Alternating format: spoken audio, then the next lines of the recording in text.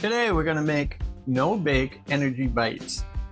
They're little, really good for you nuggets. Start with 1 cup of old-fashioned rolled oats. To that, we add a 1/3 cup of honey. You could use maple syrup. I like honey better than maple syrup.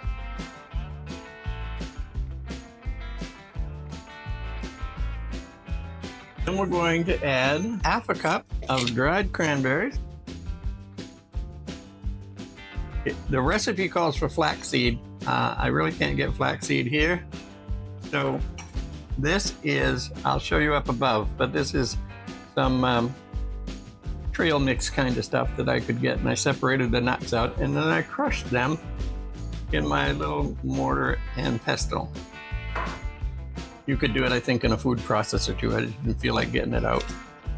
So we dump those in. 1/4 teaspoon of salt.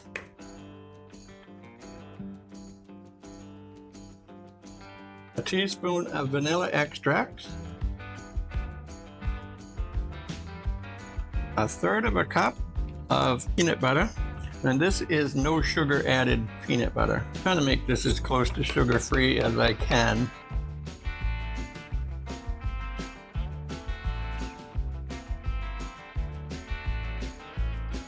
Then we mix it all together. You can also add, optionally, chocolate chips, and I'm going to do that, but you don't have to put them in.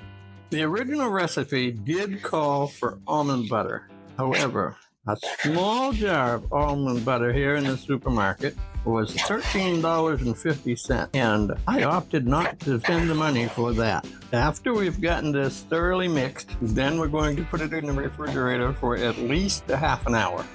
These things are not supposed to need refrigeration, but after the initial chill, you're supposed to be able to store them in an airtight container for as much as a week at room temperature. All right, now we're headed for the refrigerator. This is refrigerated for more than an hour, and it's kind of firm. Then what you do is you take a little bit and you make it into a ball. Just a little bite-sized ball. Roll it in your hands. Make them round. Probably do a better job of getting a uniform size than I am. If you really wanted these really uniform in size, you could weigh them.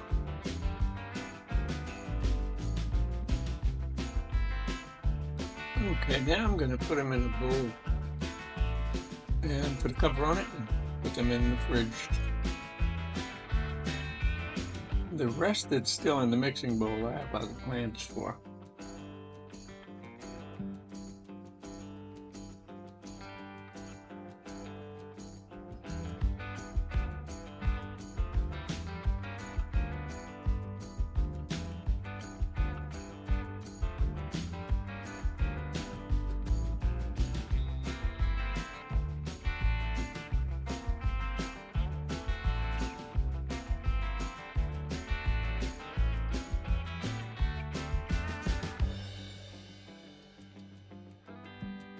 I actually think these would be, they're very, very good, but I think they'd be slightly better with semi-sweet chocolate coating. So I looked on the Hershey's website to see how to make dippable chocolate, and they said put shortening in it. So I've done that. In fact, this is butter-flavored shortening in this. And they said to melt it in a heat-proof bowl that's inside a bowl of water, but be very, very careful that you don't get any water.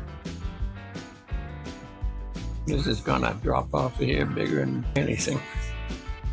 But be very, very careful that you don't get any chocolate water in the chocolate. Let's see if I can get this out of here. Nope.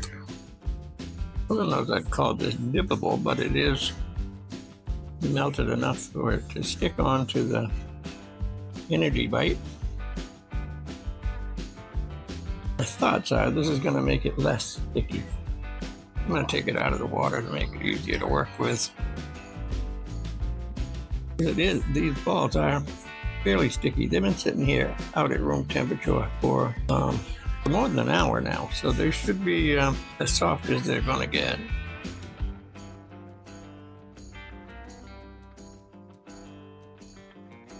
Okay, what I'm going to do now is let them sit at room temperature for a while. It's supposed to come up and like the coating on a chocolate. Let's see if that happens in a few minutes or an hour. Okay, I ended up putting them in the fridge, and they now have a very nice hard shell. They're delicious. Thanks for watching. I hope you make these. We'll see you next video.